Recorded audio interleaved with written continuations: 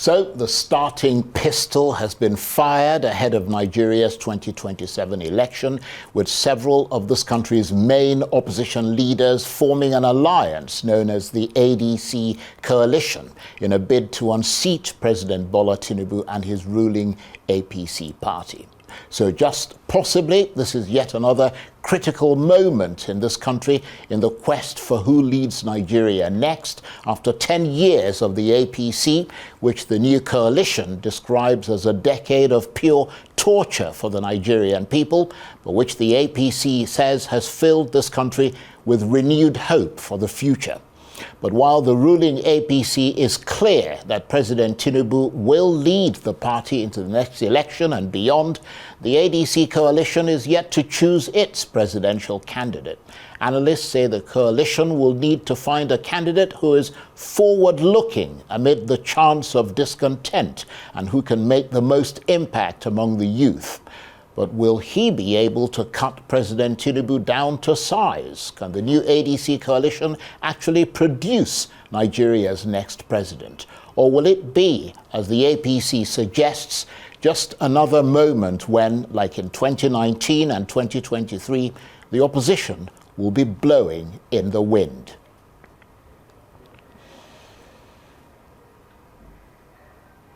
Well, for more on this, I'm joined now in the studio by the Special Advisor to the President on Information and Strategy, Bayo Onanuga. Thank you very much indeed for coming in. Yeah, I want to thank you for inviting me. You look like somebody who's quite relaxed. I saw you in the I saw the video of you in St. Lucia. Lovely, lovely little country, isn't it? It's a very, very pleasant country. Lovely. Though very small. It is a lovely place to be. Yeah, it's a beautiful and I country. hope to go there. Could go back there one day. Yes, I hope so too. People have asked, though, whether strategically, I mean, what the importance is of a tiny country of a few 100,000 people to Nigeria. Well, you know, a country's relevance is not mainly determined by its size or even its population or its GDP. You have to look at other things that that country has.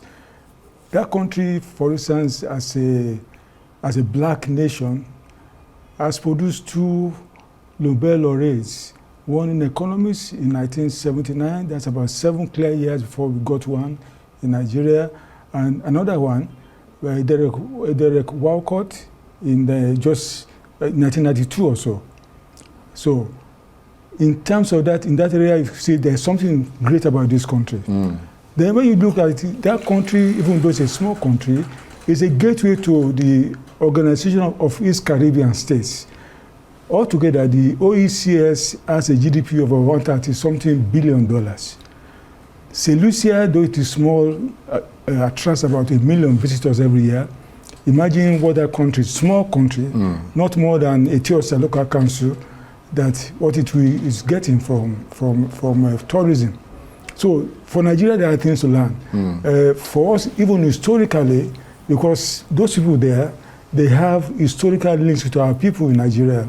In 1860-something, a wave of immigrants from Nigeria, the present-day Ekiti state, went to that country. And they are still there today. Their descendants are still there today. And of course, I think they had a census in the 19th century and found out of the people who settled there, about 40% or so, they are of Nigerian origin.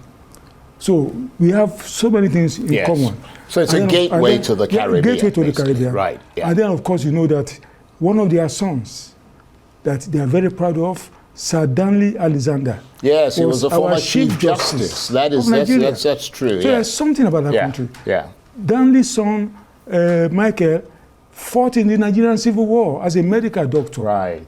So many things in common. And we went there because we wanted to reestablish that link, that historical link, and then we are the biggest black nation in the world, and I don't think there's any harm in us linking our country back I think it makes a lot of sense when you explain it the way that you have. And of course, as you said, we have a lot to learn from them as far as tourism is concerned. I mean, they're the masters of tourism, and you also have a lot to give them as well. Yes. In terms of training and so on and so forth. Yeah. That as a big brother that can give to our fellow black people. Indeed. Well, welcome back. And let me start by asking you what you think of the assertion by the former secretary to the government, Boss Mustafa, that Bola Tinubu was not responsible for making Muhammadu Buhari president of Nigeria in 2015. Is that something that you've given some thought to? Let me say, I was there, I was at the event. Boss Mustafa did not say it that way. He didn't say it that way. What he was saying was that the whole issue about the alliance, or the merger at that time, that the ACN, which was the principal part of the alliance, it has 6 governors at that time. The CPC of President Buhari only had 1 governor. And then the ANPP was part of the merger, I think with 3 or 4 governors. And then the APGA, represented by Okorosha, was also part of the alliance. You see, the ACN, as ACN, from 2011, they had seen a possibility that if all these forces come together, they could win the presidency. Buhari was returning, in 2003 election, he returned 12 million votes. In 2007, when votes were repressed all over the country by Obasanjo's INEC, Buhari returned 6 million. But in 2011, he made another 12 million votes. So it was clear. In fact, ACN then started talking with Buhari in 2011, before that 2011 election. But Buhari did not listen. He thought he could go it all alone. He went into that election and he failed. So after that election, then they reopened talks. So you see, you cannot win this thing alone. You needed some kind of alliance. And what people twisted what Boss Mustafa said. It was clear to ACN, a very strategic arm of that alliance, that without support, without additional support, there was no way Buhari could have won an election. Yeah, I was getting 12 million votes. If we put all 19 states in the north together, 12 million votes. But in the south, Buhari was nowhere. Buhari needed... And you need that spread. You need that spread. Yeah. ACN had 6 states. 6 states. So if you look at the result of that election, he got the votes they needed in those 6 states. They may not be in millions. But they were strategic. They were important votes. Right, they strategic. He won in all those 6 states, and he got more than 25%. So at the end of the day, he won in about 25 states, more than the constitutional requirement of 24 states. So that was how he won. And you see, people were just turning what Boss Mustafa said very mischievously. Buhari himself, as president, even out of office, he never forgot the help that Bola Tinubu rendered to him. He never forgot it because he knew that without that alliance, without Bola Tinubu being in the picture, there was no way he could have been president. There was no way. It was so clear. Right. So all these things people are talking about, turning things, twisting things, they're just merely mischievous. Without Bola Tinubu, there was no way we would have had a Buhari presidency in Nigeria. Right. Well, let's turn to the new opposition ADC coalition that's trying to replicate, in a sense, what the APC did in 2015. Why do you think this political shake-up is happening now, with 2 years still to go before the next presidential election? Well, let me say, in my view, they are jumping the gun.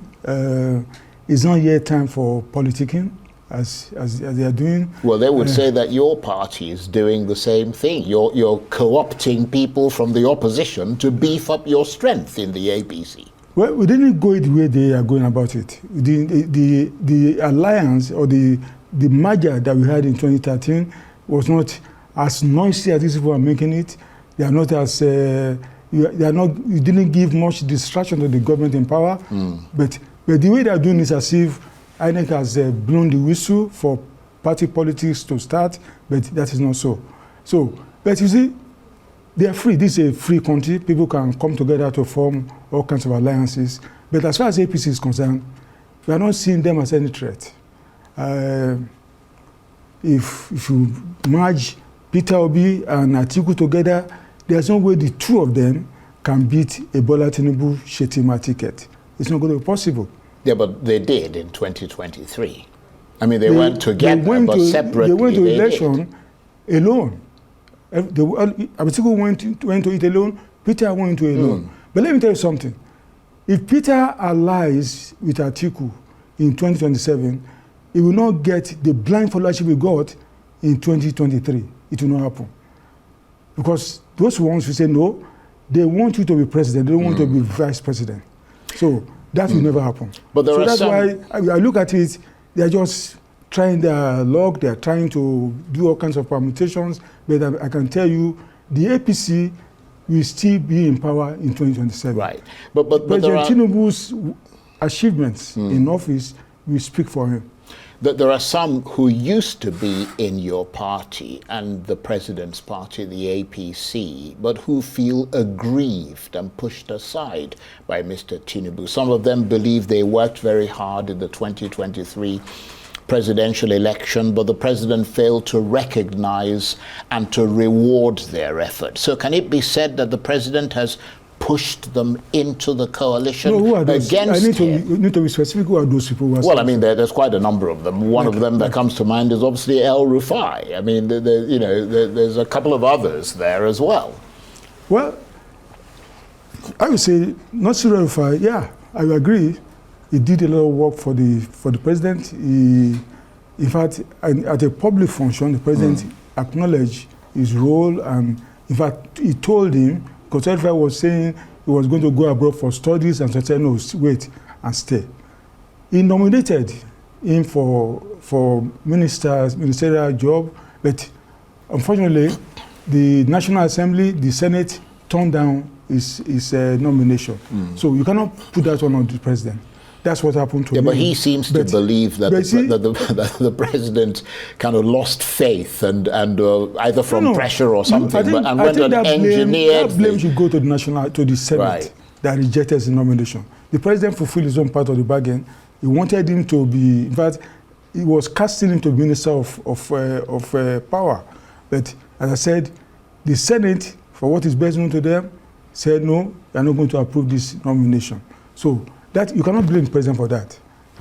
I think you should blame it on the Senate. Right, and the president didn't sort of go behind the scenes and say, well, look, I changed my mind. So I'm not sure it was the only one that the Senate said, no, we are not going to have this kind of person. I think there was another nomination that was similarly rejected. I can't recall the person now. But there was the Senate, you give somebody a name, and the Senate said, no, we are not going to have it. So you just have to withdraw the nomination. Right. Well, there are also, of course, those who cite what they say is the harsh, inconsiderate way the subsidy was removed and the naira was devalued, both at the same time, which has drastically reduced the purchasing power of most Nigerians. Do you think that is just rhetoric? Because many analysts say that if you do, you could be ignoring a powerful incentive for many Nigerians to vote against Mr. Tinubu in 2027 and possibly in favor of the ADC coalition. Well, until then, what I would say is this. If President Tinubu had not removed the subsidy at the time he did it, don't let us forget that in the 2023 budget, there was no provision beyond June for subsidy. There was no provision. Let us not forget that as at May 2023, the NNPC, the main importer, in fact, the sole importer of petrol to the country, was already groaning, overburdened by about $6 billion debt. So, President Tinubu had no other option than to say, look, let's end this monstrous subsidy. And he did not just end it, he brought an alternative. I said, look, let's start using CNG. CNG is a long-term program, but some people, commercial drivers, everything, they're already moving into it. They are using CNG. So he gave an alternative. He knew that it will cause some pains, and he offered something that, look, let's have an alternative energy source, CNG, so that people can use it. Not only CNG, is offering EV vehicles, electric vehicles, is offering solar power and so on, so that people don't just all of us rely mainly on the fossil fuel. There are other things that we can use. That's what you offer. But I can tell you that if you had not removed it, this country, NNPC will have shut down.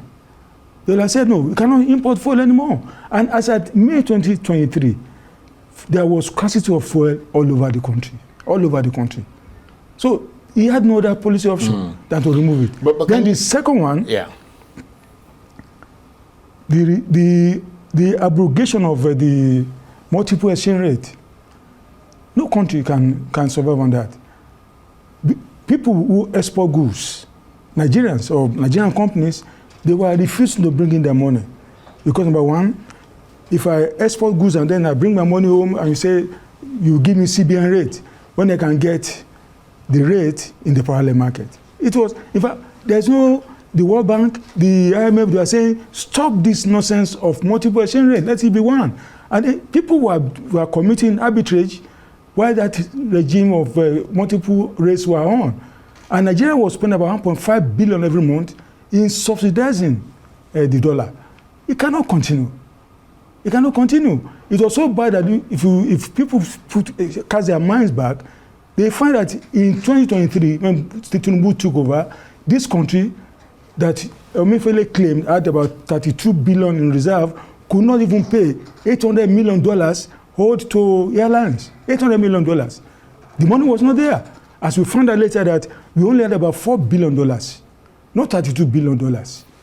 So all these things were there. So President Tinubu had no option than to stop two cancers but I mean, affecting this country. Can you see the point that's being made about the APC, that when President Buhari came into office in 2015, he promised to tackle insecurity and they voted for him, believing he would do so with his military background, but that did not happen in the assessment of many people. And then Tinubu came in 2023 with his renewed hope slogan, promising to deal with huge economic problems such as unemployment and the creation of jobs. But so far, Nigerians haven't seen that. What they've seen is a cost of living crisis that is almost unprecedented in the history of this country. Can you see why people see that as the tragedy of the APC in this country? Well, if people think, some people think that way. Well, a lot of people think that way. Well, until you do a poll to really know whether all Nigerians think that way. I believe that many Nigerians too, they've seen the necessity of the policies that President Tinubu pursued. And we have seen the results of all those policies. In macroeconomic terms, things are shaping up. Things are improving.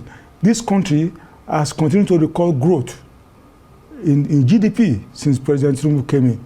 And I think the last one was about 4.5% in the last quarter of 2020. Look, growth, with all due respect, I don't mean to interrupt you, but growth is an abstract concept. Yes, if it doesn't affect people's lives, their quality of their living, the cost of living, then it doesn't mean anything. I've read analysis in the papers, people saying when a country has embarked on reforms, the trickle-down effect does not come immediately.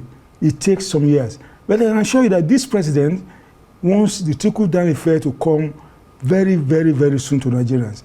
And there are policies that he is pursuing to ensure that Nigerians really feel the impact of the macroeconomic gains that we have been recording. Look at food prices. Prices are coming down. Not all of them, but prices are coming down. Look at the inflation.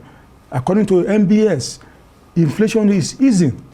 So there are, I can see a lot of light at the end of the tunnel, that things are getting better. Yeah, but how do you interpret that light? If the price of something was 100 naira 2 years ago, then it went up to 1,000 naira, and then it comes down to 900 naira. I mean, where's the light at the end of the tunnel? But the wage level has also increased from 30,000 naira to 70,000 naira minimum wage. It has increased. Things are not being static. The wage level has increased. In fact, many companies in Nigeria, they've adjusted their salary ranges, So a lot of things have happened between 2023 and now. So things are not beside. Things are also moving in the other direction to make sure that people get some relief from the economic policies of government. But I said this government is humane. It understands that people are going through some difficulties, and there are measures that the government is pursuing to make sure that at least people get relief. Well, I'm sure you know that some observers have suggested that President Tinubu didn't come into office necessarily to change lives or to focus on governance. They say politics has always been on the table and political dominance has always been top of his agenda. I can see you're smiling there. In other words, for him, politics goes ahead of governance. Well, what do you make of that assertion? Well, I think that's untrue of this president. Very, very untrue of him. People say so are just merely mischievous.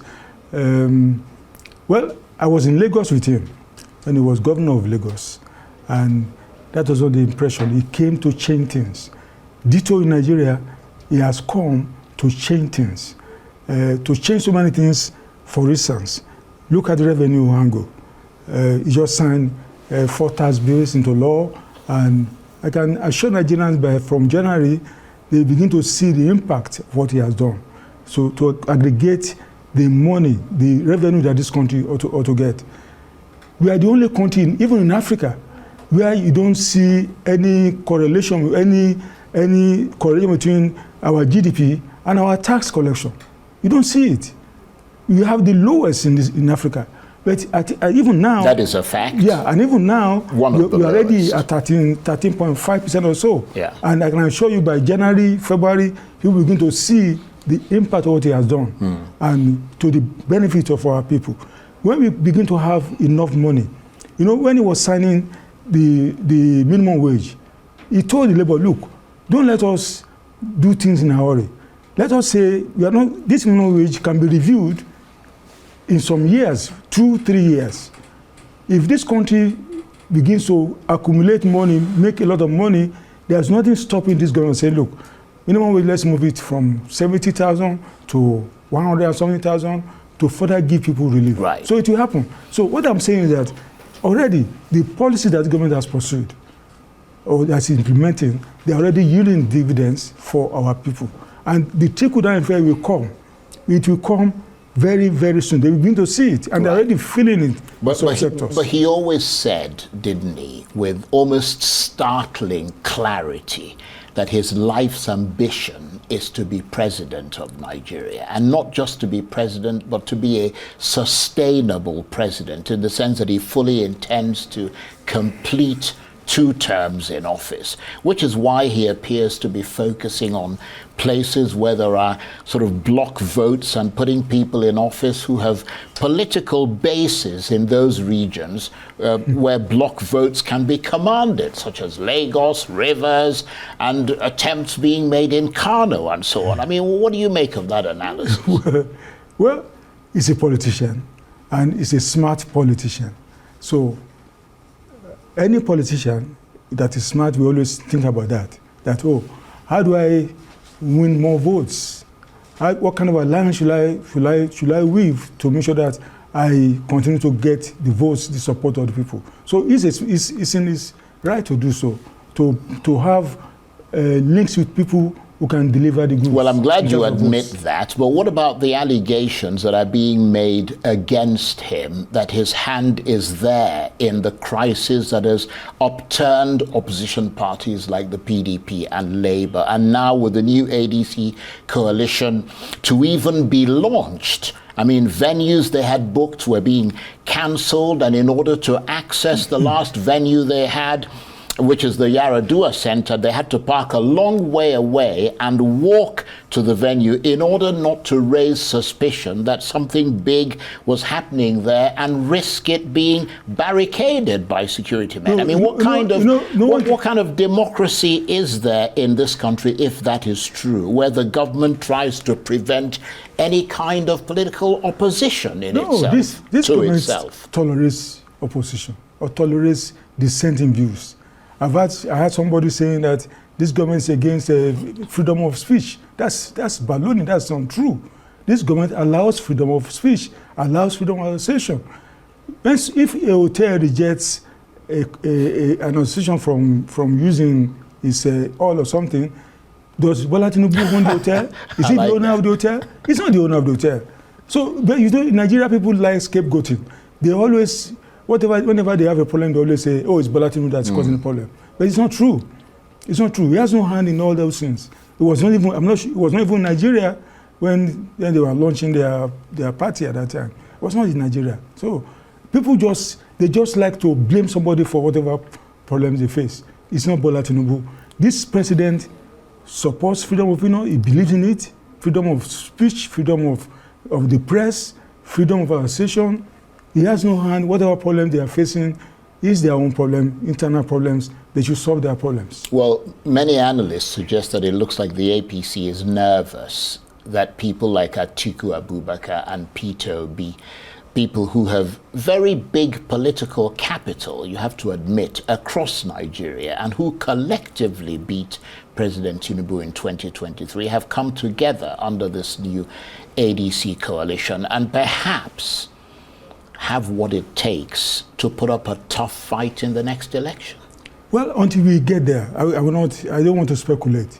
But what I will tell you is that Atiku has been in the race more than everybody else, more than Bola Tinubu, more than Peter Obi, and he has tried several times to become president, but he always fails at the gate. So I don't want to speculate. Well, I mean, Buhari tried several times to be president. And Bola Tinubu supported him to ensure that he realized his dream. So Atiku, even if you look at the configuration, the geography of our country today, the last time when Atiku came out, he was trying to whip up northern sentiment, saying, "I'm your son, vote for me." And the South rejected him. So if he comes out again and says, "Oh, I'm your son in the North," and he even gets northern support or something, will he get southern support? The southern people are also not fools. Say, "Oh, you are whipping up northern sentiments. How are you going to get the votes of the South?" And if you have an OB that you want to use as a running mate, it may not necessarily, as I told you earlier, the fact that OB becomes a running mate does not mean that he will get the same people who backed him Indeed. in 2023. But I mean, can President Tinubu count on the support of the North the way he did in 2023? This president is doing a lot of good for the North, doing a lot of goods. In terms of appointments, he has appointed people from the Northwest, Northeast into positions. And I think in politics, a good turn will deserve a response from people who are beneficiaries of that. But that's not what the people in the North are saying. There's a lot of noise all over the place, and it does not really tally with the reality on the ground. People are benefiting from this government, and at the right time, President Tinubu will tap on the goodwill that people under him have enjoyed. Okay. On that note, I want to thank you very much indeed. Thank you. It's always good to see you. And thank you for taking the time to talk to us. Bayo Onanuga is a special advisor to the President on Information and Strategy. And thank you for having me.